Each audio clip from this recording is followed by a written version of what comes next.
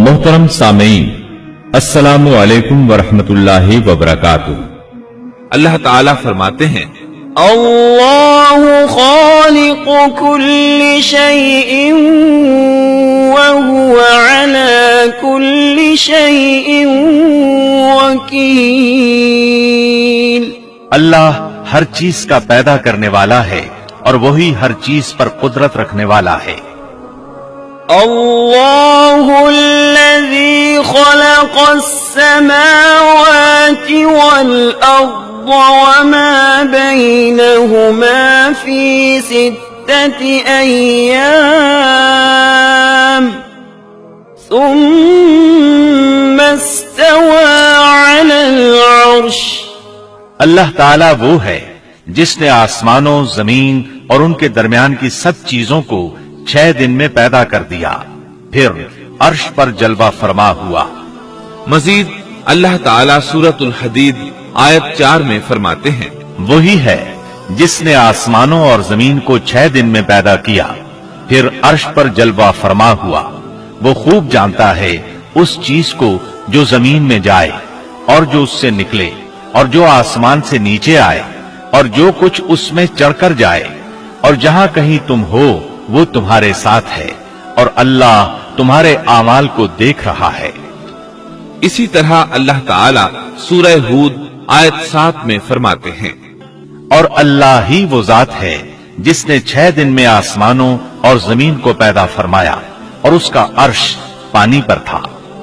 इमाम अहमद बिन हम्बल रहमतुल्लाह अलैह ने अबू रजीन उकैली से बयान किया है, उन्होंने कहा, ऐ अल्लाह के रसूल सल्लल्लाहु अलैहि वसल्लम, आसमानों और जमीन को पैदा करने से पहले हमारा परवरदिगार कहां था? आपने फरमाया, अमा में था, यानी अल्लाह के सिवा कुछ भी न था। न उसके ऊपर हवा थी और न उसके नीचे हवा थी, मतलब ये कि कुछ न था। फिर उसने पानी पर अपना अर्श पैदा किया। गोया ये थी मखलूक की इब्तिदा। इमाम अहमद, इमाम तिरमिजी, इमाम अबू दाऊद और बहुत से दूसरे मुहद्दिसीन रहमहुमुल्लाह ने सैयदना उबादा बिन सामित रजी अल्लाह अन्हु की रिवायत बयान की है। वो कहते हैं, मैंने रसूल अकरम सल्लल्लाहु अलैहि वसल्लम को फरमाते हुए सुना। आप फरमा रहे थे, बिला शुबा अल्लाह ने सबसे पहले कलम को पैदा किया, फिर अल्लाह ने उसको हुक्म दिया, लिख। चुनाचे वो उसी वक्त चल पड़ा और क़यामत के दिन तक होने वाली हर चीज लिख दी। ये अल्लाह ताला का इल्म था जिसको कलम ने उसके हुक्म के मुताबिक लौहे महफूज पर लिखा। इमाम मुस्लिम रहमतुल्लाह अलैह ने सैयदना अब्दुल्लाह बिन अम्र बिन आस रजी अल्लाह अन्हुमा की रिवायत बयान की है। उसमें सबसे पहली चीज के बारे में वजाहत की है और जमहूर फुकहा की राय भी यही है।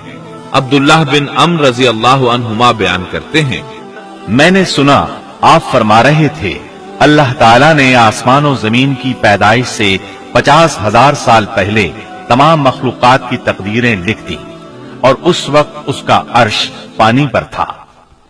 इस हदीस मुबारक से वाज़ेह हो गया कि सबसे पहले पानी और फिर पानी पर अर्श पैदा किया गया।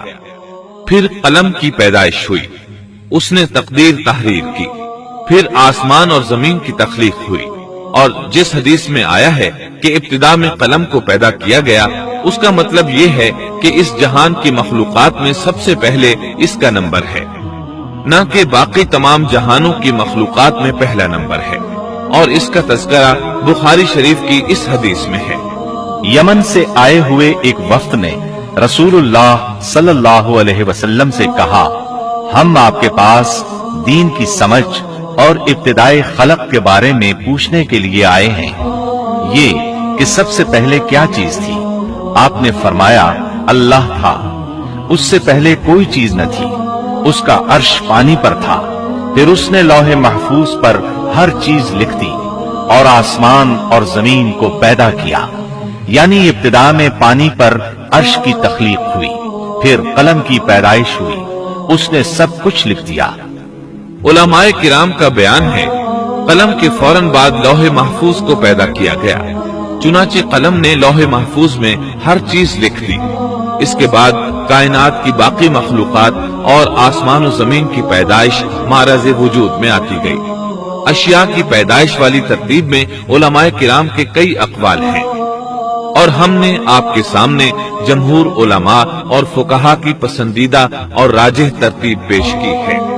آسمان اور زمین کی مخلوقات کی ترتیب کیا ہے، اس بارے میں امام مسلم رحمت اللہ علیہ نے سیدنا ابو ہریرہ رضی اللہ عنہ کی روایت پیش کی ہے۔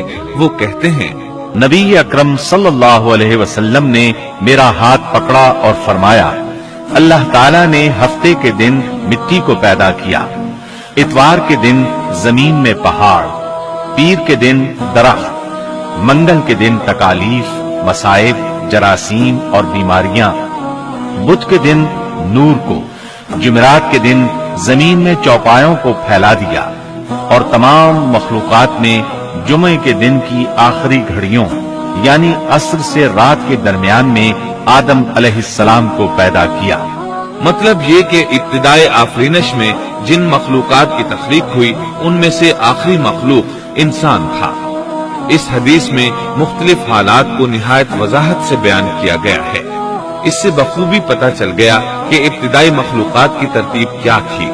ان میں سے آخری نمبر آدم علیہ السلام کا تھا، جبکہ آدم علیہ السلام نسل انسانی میں سب سے پہلے اور تمام انسانوں کے باپ ہیں۔